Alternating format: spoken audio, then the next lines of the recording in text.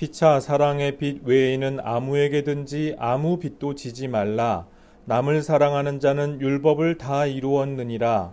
간음하지 말라, 살인하지 말라, 도둑질하지 말라, 탐내지 말라 한 것과 그 외에 다른 계명이 있을지라도 내 이웃을 내 자신과 같이 사랑하라 하신 그 말씀 가운데 다 들었느니라. 사랑은 이웃에게 악을 행하지 아니하나니 그러므로 사랑은 율법의 완성이니라. 아멘. 사랑의 빚이라고 하는 제목을 가지고 오늘 본문 말씀 8절에서 10절까지 본문 말씀 함께 상고하시겠습니다. 로마서 13장 1절에서 7절까지 말씀에서 사도 바울은 그리스도인의 사회적 관계 또 국가에 대한 관계 문제에 대해서 말씀했지요. 7절에 이렇게 말씀했습니다. 모든 자에게 줄 것을 주되 조세를 받을 자에게 조세를 바치고 관세를 받을 자에게 관세를 바치고 두려워할 자를 두려워하며 존경할 자를 존경하라. 모든 자에게 줄 것을 주라 이렇게 말씀했거든요. 원문을 보면은 아포도테 파신 타스 오페일라스 이렇게 되어 있습니다. 이게 문자적으로 무슨 말이냐면요. 모든 자에게 빚진 것을 갚으라 이렇게 되어 있는 것입니다. 무엇을 빚졌다는 것입니까? 나라에 세금을 빚졌다는 것이죠. 나랏일하는 관리들에게는 무엇을 빚졌습니까? 경외하고 존경을 해야 마땅하다는 것이죠. 왜 그렇습니까? 훨씬 더 우리 보통 사람들보다 많은 능력을 가지고 많은 수고를 하니까 경외하고 존경하는 것이 마땅하다. 그러한 빚을 졌다 이 말씀입니다. 물질적 빚만이 아니고요. 정신적 빚, 또 사회적 빚 이런 것도 있다는 것이죠. 이제 8절 말씀해 보니까 사도 바울이 이번에는 아무 빚도 아무에게도 지지 말라 이렇게 또 권면을 하고 있습니다. 8절 말씀 피차 사랑의 빚 외에는 아무에게든지 아무 빚도 지지 말라. 남을 사랑하는 자는 율법을 다 이루었느니라 이렇게 기록이 되어 있습니다. 어떤 사람이 선행을 했습니다. 그런데 이 사람이 이제 이 선행을 천사가 딱 본 거예요. 그래가지고 어떻게 할게요? 이 천사가 이 선행을 한 사람에게 상을 줬습니다. 어떤 상을 줬냐면은 3가지 소원을 들어줄게. 무엇이든지 잘 생각했다가 이야기해 보려무나 이렇게 천사가 상을 줬습니다. 그러니까 이 사람이 이제 들뜬 기분으로 신나가지고 집에 돌아왔어요. 그래가지고 아내한테 자랑을 하지 않았겠습니까? 근데 막 이제 신나게 자랑을 하고 보니까 갑자기 배가 고파지는 거예요. 그러면 내가 빨리 여보 기다려 내가 빨리 그 밥을 해서 갖고 올게 막 준비하고 있는데 그걸 물끄러미 이제 아내가 식사를 준비하는 걸 물끄러미 보다가 문득 생각이 들더래요. 소세지가 먹고 싶다. 그러니까 어떻게 됐겠습니까? 소세지가 짠하고 갑자기 나타난 거예요. 그 크고 먹음직한 소세지가 덩그러니 하나가 이렇게 탁 나타난 거죠. 그래가지고 이 남편도 놀라고 이제 아내도 놀란 거죠. 아니 소세지 이 귀한 3가지 소원 중에 하나를 이 소세지에 아니 그깟 소세지에 이 한 가지 소원을 빌어버리다니 이 꼴을 보고서 이제 아내가 뭐라고 말하겠습니까? 자기도 모르게 또 중얼거린 거예요. 에이그 이 멍청한 양반아 코에 소시지나 확 붙어버려라. 이걸 어쩝니까? 정말 소시지가 코에 확 붙어버린 거예요. 혼비백산이 난리가 났죠. 이걸 어떻게? 이걸 어째? 아니 난 그냥 별 생각 없이 한 말인데 이거 그냥 정말 붙어버렸네. 그래가지고 이거를 이제 칼을 가지고 소시지를 떼야 되지 않겠습니까? 막 떼는 피가 날라고 하죠. 막 아프지요. 막 억지로 떼보니까 다시 갖다 붙죠. 그러니까 어떻게 해요 이제? 3가지 중에 2가지 썼잖아. 어떻게 해요? 세 번째 소원은 제발 코에 붙은 소세지가 떨어졌으면 좋겠다. 이렇게 끝났다는 얘기입니다. 3가지 소원이라고 하는 이 큰 상을 받았는데 결국 받은 건 뭐였어요? 소세지 하나. 그거였다는 것이죠. 그래서 세 가지 소원도 우리가 평소에 잘 생각해 둘 필요가 있겠다 싶은 그런 이야기입니다. 초대교회 사람들에게는 빌레몬 코믹의 네 가지 소원이라는 그런 그 이야기가 잘 알려져 있었다고 합니다. 이 빌레몬 코믹이 코믹해서 코믹이 아니고 이름입니다. 사람 이름이 빌레몬 코믹인데요. 이 빌레몬 코믹이 이야기하는 네 가지 소원은 첫 번째는 건강, 두 번째는 성공, 세 번째는 행복, 네 번째가 뭐냐면요. 아무에게도 아무 빚도 지지 않는 것. 이게 네 번째 소원이었다고 해요. 그러니까 이 세 가지는 다 우리가 납득이 가죠. 근데 이 네 번째가 그만큼 중요하다는 것입니다. 사람들한테 빚 안 지고 신세 안 지고 사는 것이 얼마나 우리의 소원거리가 된다는 말입니까? 이 빚은요, 물론 물질적인 빚도 있겠죠. 뿐만이 아니고 사회적인 빚도 있습니다. 마음의 빚도 있죠. 이런 것들이 다 우리가 이 세상 살면서 지지 않을 수가 없는 그런 빚들이죠. 신세를 사람들한테 다 두루 지게 되는 것이죠. 우리 예수님께서 가르쳐 주신 주기도문이 있지 않습니까? 거기서 그 어떤 내용의 기도가 나옵니까?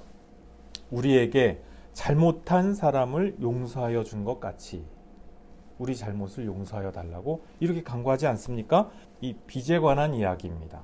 우리에게 빚진 사람의 빚을 우리가 탕감해 주는 것처럼 우리도 하나님과 사람 앞에 그 진 빚을 탕감받게 해주시옵소서, 그 얘기거든요. 그러니까 그것이 우리의 중요한 기도 제목이 되는 것이 합당하다는 것입니다. 윤리적인 빚, 종교적인 빚이 있다는 것이죠. 산호라면은 우리가 윤리적으로 종교적으로 빚과 그 허물이 생겨날 수가 있다는 것입니다. 우리가 서로 빚지지 않고 이렇게 살아갈 수 있으면 얼마나 좋겠어요. 그런데 부득이하게 우리가 모자라서 또는 잘한다고 했는데 지나놓고 보니까 이게 다 빚인 거예요. 그런 경우 생길 수 있다는 것이죠. 산호라면 빚도 지게 될 수 있고 허물도 생길 수 있습니다. 그런데 할 수만 있거든 되도록이면 잘못해서 빚지지 말고 사는 것이 좋고 이것이 우리의 소원인 것이 합당하다는 것입니다. 서로 사랑하는 빚. 사도 바울은 여기서 더 나가서요. 서로 사랑해야 될 빚, 책무가 있다는 그 말씀을 하고 싶으신 겁니다. 사랑의 책무야말로 끝없이 끝까지 우리가 감당해야 하고 이것을 추구해야 마땅하다. 지금 이 말씀을 하시려고 한다는 것이죠. 자, 그런데요, 여기서 우리가 서로 사랑하는 이 사랑의 빚을 지고 있는 그 대상이 누굽니까? 우리가 예수 믿으니까 우리 교회 공동체 사람들이 우선이다 해서 우리 교회 안에서만 그렇게 서로 사랑하면 될 거다. 그런 생각하기 쉽지 않습니까? 요한 1서에서 서로 사랑하라고 말씀하는데요. 여길 보면은 정말로 교회 공동체 이 교우가 대상입니다. 여기서 서로 사랑하라는 말씀은 교우를 대상으로 한 거예요. 근데 이것이 그 배경이 있습니다. 요한 1서의 그 배경은요, 이단들이 막 나타나가지고 교회에 출몰하고 교회를 어지럽히고 소란하게 만드는 거예요. 그러다 보니까 교회 공동체가 모였는데 냉랭하고 서로 미워하고 하게 되다 보니까 이제 이 부분에 대해서 사도 바울이 서로 사랑하라. 그래도 서로 사랑하라. 이제 이것을 말씀하느라고 서로 사랑하라. 그리스도인들 여러분부터 먼저 사랑하라. 이 말씀을 했다는 것이죠. 근데 지금 오늘 본문 말씀에 나오는 이 사도 바울의 말씀, 서로 사랑하라고 하는 말씀은 이것과는 좀 맥락이 다릅니다. 우리가 사회적으로 살아갈 때에도 서로 사랑하는 게 맞다는 것이죠.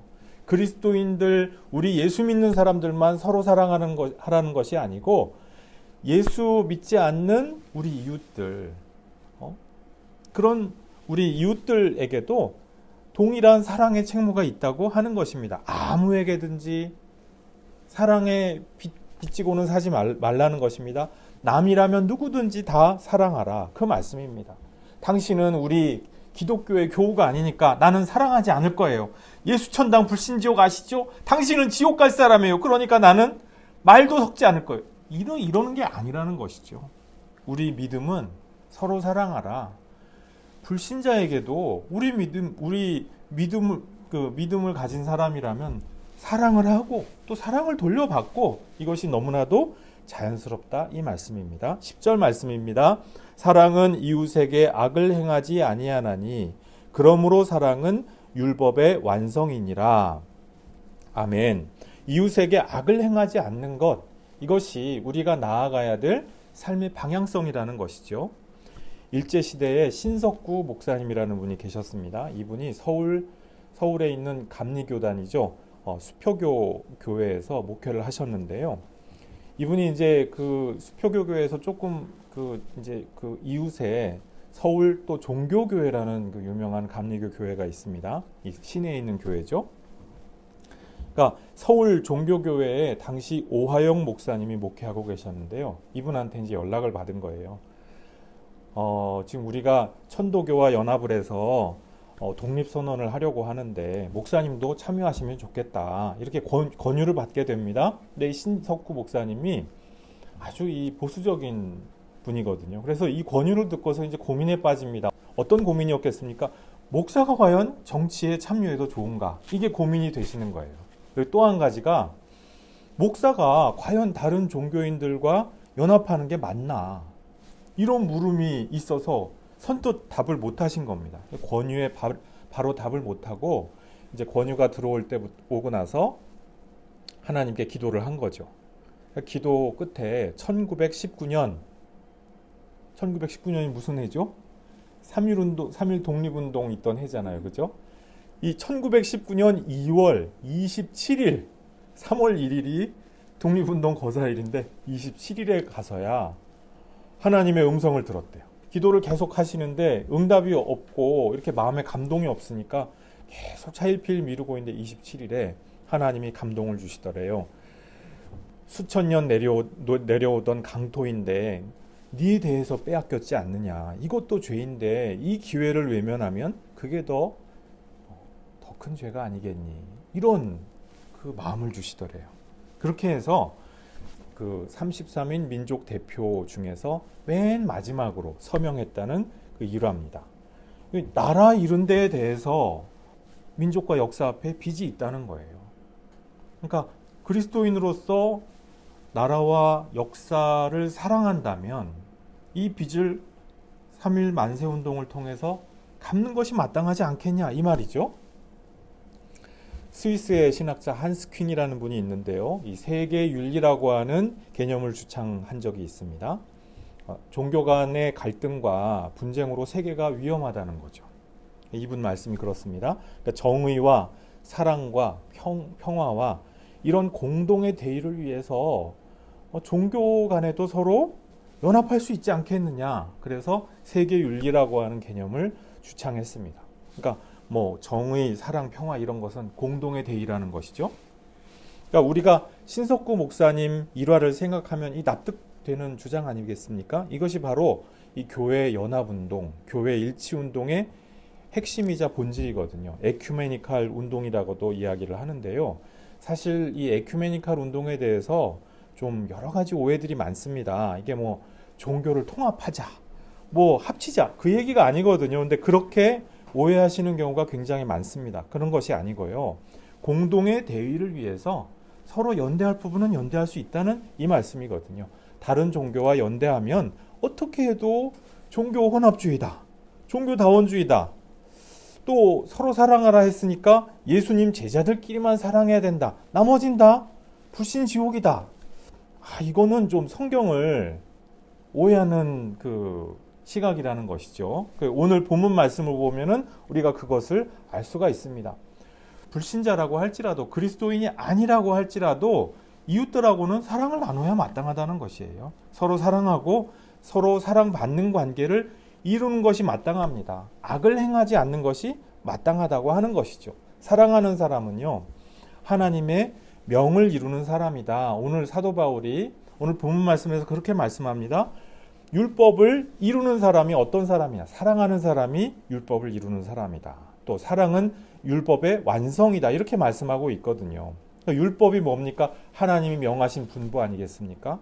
하나님의 명을 이루는 사람이 어떤 사람이냐? 종교적인 의무를 많이 행하는 사람이 그런 사람이 하나님의 명과 분부를 이루어 드리는 사람이 아니고요. 사랑하는 바로 그 사람이 하나님의 분부를 이루어 드리는 사람, 하나님의 명을 이루어 드리는 사람이라 이 말씀입니다. 우리 인생에는 사명이 있습니다. 하나님께서 우리에게 이 세상에 나게 하셨을 때 사명을 우리 각자에게 주셨습니다. 그 사명이 무엇이냐, 그 내용이 무엇이냐, 결국은 사랑이지요. 그렇기 때문에 계명을 통하여서 어떻게 구체적으로 사랑하는지 그 방향성을 구약 성경을 통해서는 알려주셨고요. 그것이 궁극적으로 어떻게 성취가 되느냐, 예수님의 십자가 사건을 통하여서 우리에게 보여주셨죠. 그리고 그렇게 하나님의 명, 하나님의 분부를 끝까지 성취하면 어떤 일이 일어나느냐, 예수님의 부활을 통해서 우리에게 미리 예표로 보여주셨죠. 우리도 하나님께서 사랑하라 하신 그 명, 그 분부에 순종하는 삶을 예수님처럼 살아가면 결국 어떻게 됩니까? 예수님처럼 부활하게 될 것이다. 이 말씀입니다. 이 사명을 저버리지 않는 사람, 바로 그 사람을 하나님께서는 기뻐하십니다.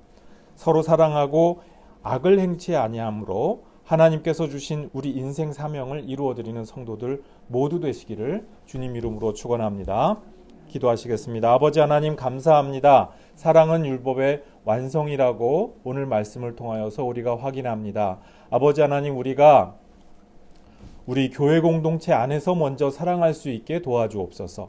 더 나아가서 예수님을 아직 믿지 아니하는 우리 이웃들과도 사랑하는 관계, 사랑을 하고 또한 사랑을 받는 그러한 관계 될 수 있도록 도와주옵소서. 주님, 모든 수단과 방법을 동원해서 주님 사랑하고 사랑받는 그러한 관계로 우리가 발전하여 나갈 수 있도록 도와주옵소서. 무엇이든지 빚지지 아니하고 아무에게도 아무 빚도 지지 아니하고 서로 사랑의 빚만을 가득히 지어갈 수 있는 그러한 생애 살아갈 수 있도록 우리 모두에게 은혜 내려주시고 함께하여 주옵소서. 감사드리옵고 예수님 이름으로 기도드리옵나이다. 아멘.